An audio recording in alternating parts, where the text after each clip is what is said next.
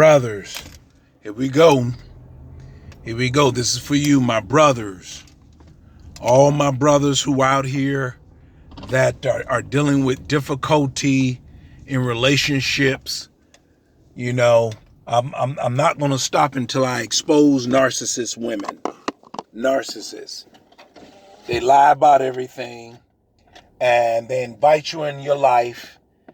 They invite you in their life and they have very little to offer.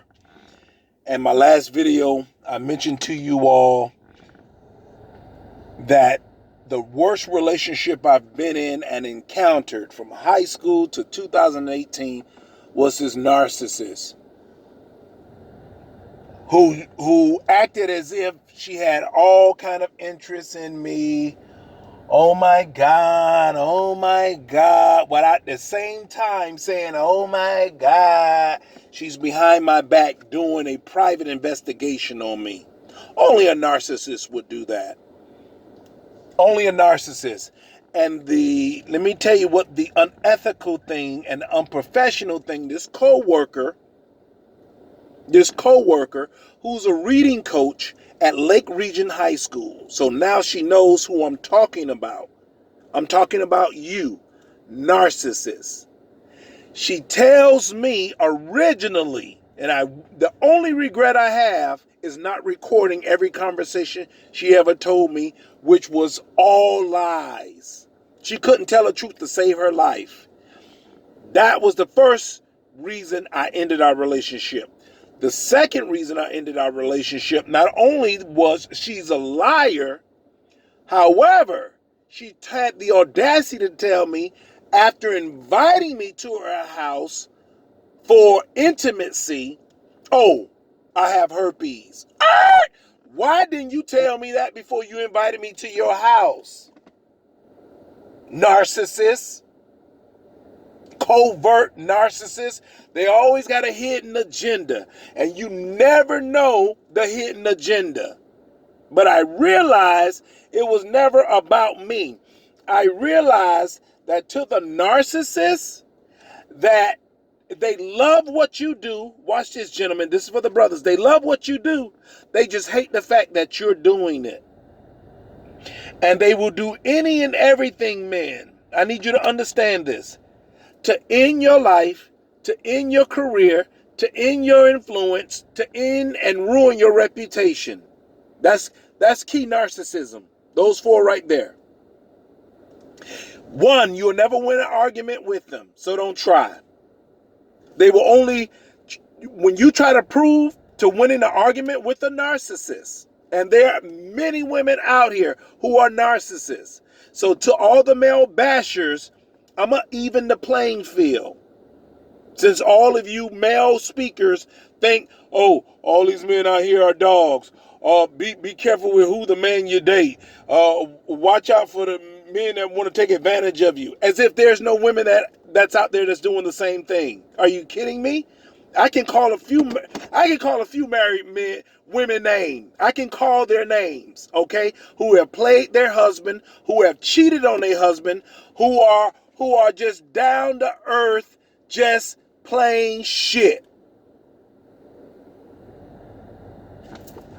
Let's have the right conversation about the mean, nasty, lying, narcissist woman that the only agenda she has is ruining. That's what Jezebel actually means. Actually, Jezebel doesn't have anything to do with clothing and lipstick and attire as the so-called church has pretended to be and made to believe.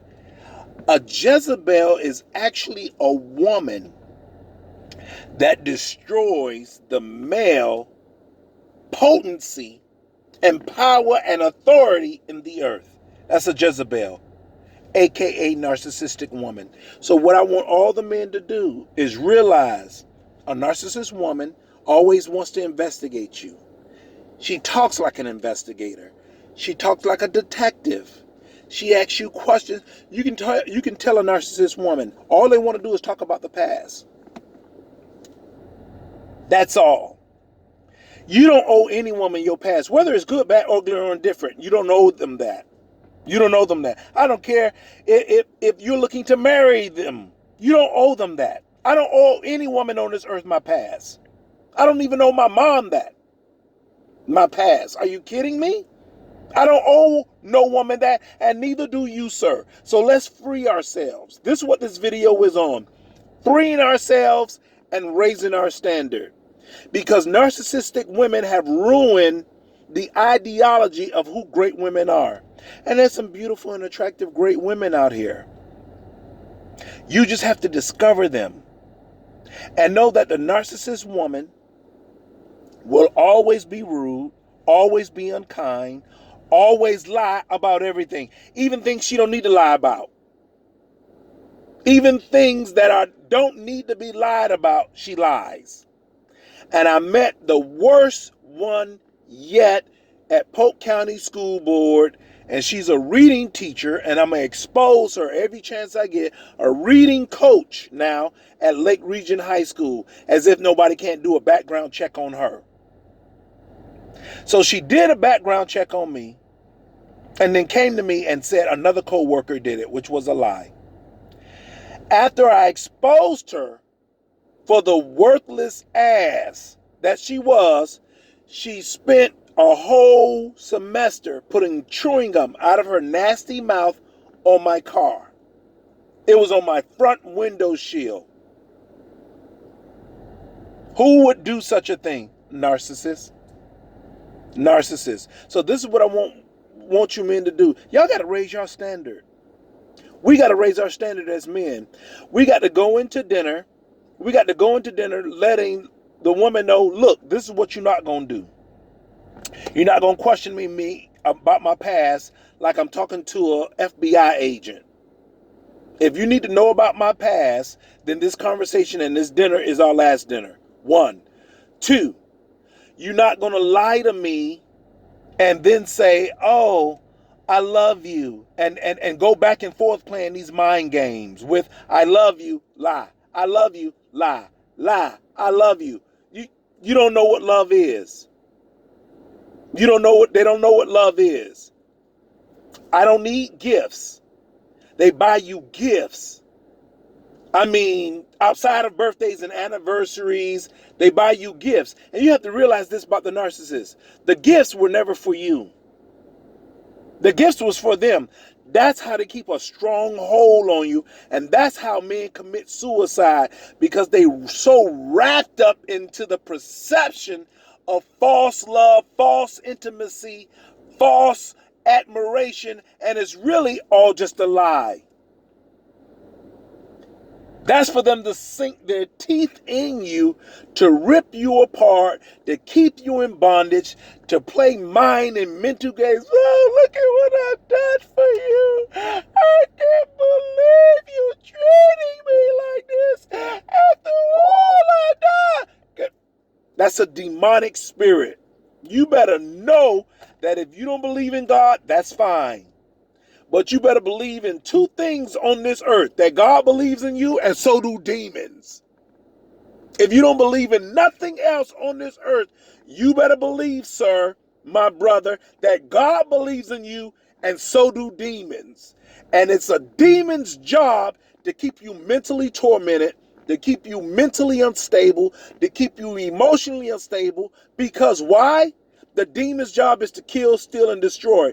That's why suicide among men has risen 120% over the last 2 decades. Over the last 2 decades. You need to let these women know, look, I'm not into witchcraft. I'm not into sorcery. I'm not into lying. I'm not into mind games. Find you somebody else to play with. I'm not your play toy.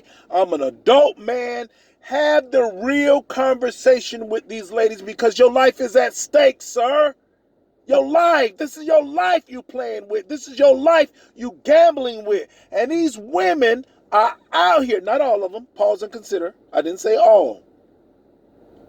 There's some beautiful and attractive women out here. But you're going to have to strategically sift through the garbage and the pig slop and say, Where is my diamond? Because you have to do the work. Just like they have to do the work, we have to do the work as well. And I need you all to, one, raise your standard. Stop settling for less. Because you cannot get mad at the pig slop and you're in the pig pen. That's one. Two, let her know equality is on both sides. That you want to be treated the same way she wants to be treated. That's equality. The same thing she wants, you want. That needs to be said at the dinner table, at the dating phase. 3, do unto me as you would have it do unto you. Don't talk to me any kind of way, and you don't want me to talk to you in that manner.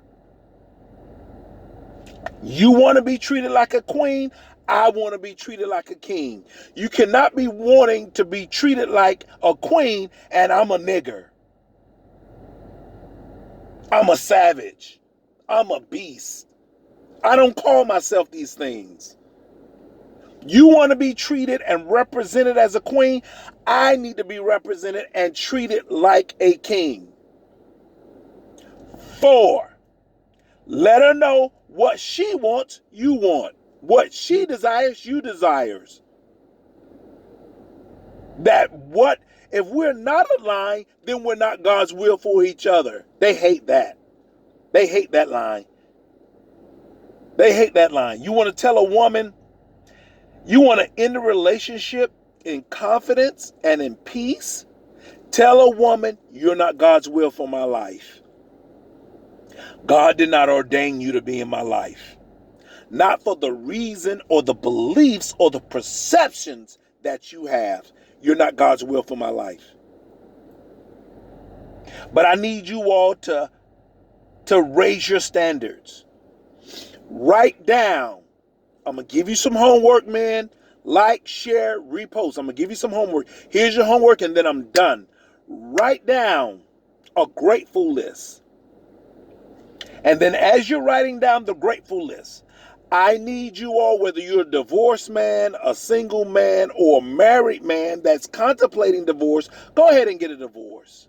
I don't need to be a divorce attorney. You might need to go see one, especially if you have assets. I'm not a divorce attorney. I'm a life coach, a professional trained life coach. But if you are in a relationship for a decade, my question is, if you can't say you're madly in love, what's the point of giving her another decade? I'm going to say that again. If you can't say, and you have been married for a decade, listen to me carefully. And I don't advocate divorce, but I don't advocate being unhappy either. Or being with someone because you have kids. Or being with someone because you share a house. Or being with someone because you brought cars together. All of that's worthless. My peace of mind is not worth one woman on this earth. My peace of mind, and I need to get this to you, sir, is not worth one woman on earth.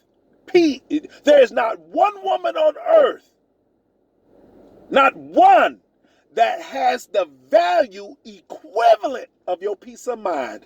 Period. Let's have the right conversations. What woman could you have?